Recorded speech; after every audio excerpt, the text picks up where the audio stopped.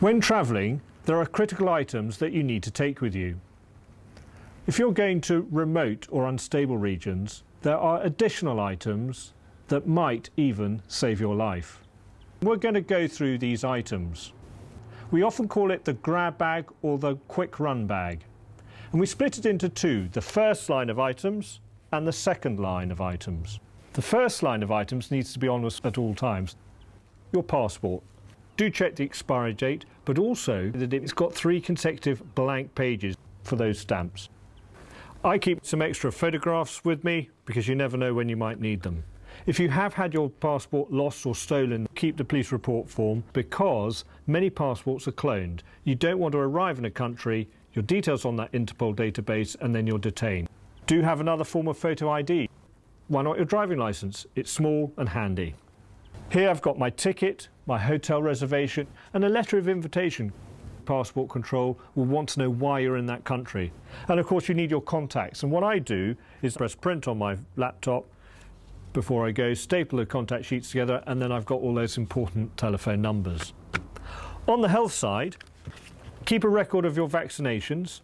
Here's my yellow fever certificate, and when I do get those jabs I do ask the nurse for 2 copies.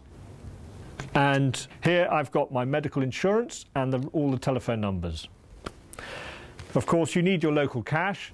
Small denominations is useful, not only for the country you're in, but also for the neighbouring countries you're going on to. Notebook and pen, and I've got a multi-tool, and here's a large version and a small one. Very useful for those minor repairs, but don't buy an expensive one because they only get stolen. It's really useful to have a map of the country, but also of the town that you're visiting, and these pop-out maps are superb. I have a compass so I know where north is, a torch. These light sticks are good. All you've got to do is break them and they glow in the dark, and this one lasts 12 hours. I've got a lighter, and then I've got this space blanket. Very useful for extreme climates, whether it's hot or cold, but also for medical conditions if people are in fever and have high temperatures. It could save their life. And of course, I've got my telephone with a charger. Now with all the documents, you can scan that and put it on your memory stick.